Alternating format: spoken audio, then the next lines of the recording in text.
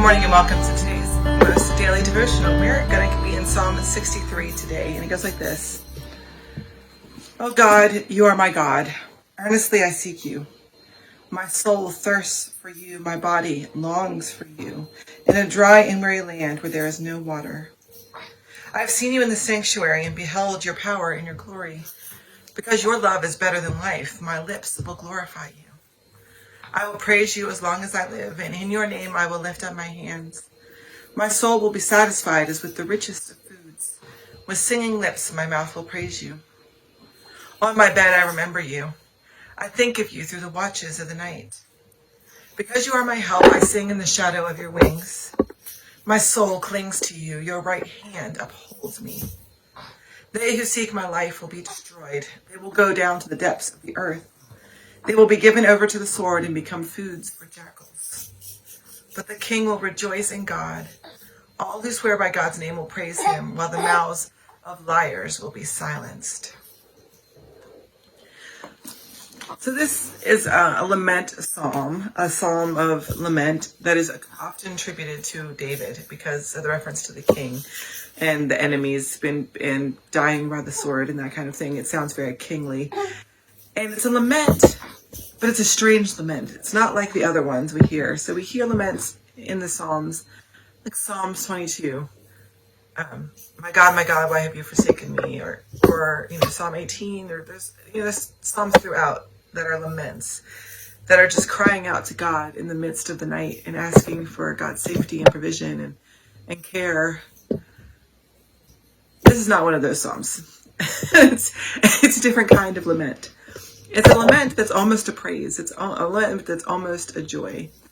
Because it recognizes that even in the depths of whatever it is we're going through, God has already delivered us. He says, I seek you, my God. My soul thirsts for you.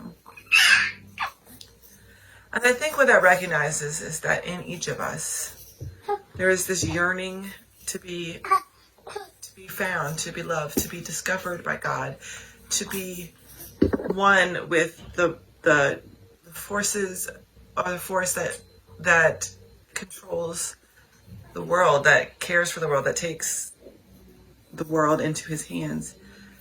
And it's such an innate part of us, who we are, that there's this religious impulse in every person, every nation, every tribe in the world. There's this religious impulse to discover the divine and to be one with the divine. And what we find is that the closer that we get to that, the closer that we are to God, the closer that we are to seeking God where God may be found, in the sanctuary, that the more our lament turns to praise, the more that our cries turn into shouts of confidence.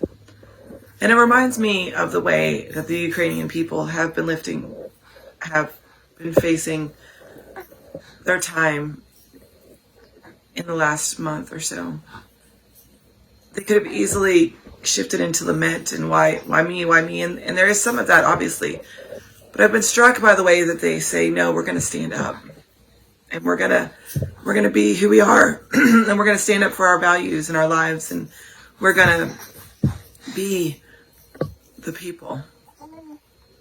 And it's no coincidence, I think, that Ukraine is one of the most religious countries in the world. People are devout there. They practice their religion. They put their words where their bodies, where their mouths are, their words are. And so I can't help but wonder if there isn't a connection there.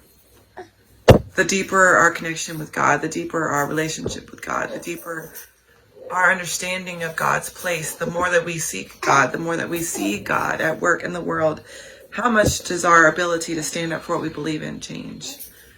And not in a way that's violent or aggressive or puts other people down or demeans other people or anything like that, but just makes us more confident, more sure of ourselves, more able to stand up and to look for God again in different places. Seeking God is connected to finding God.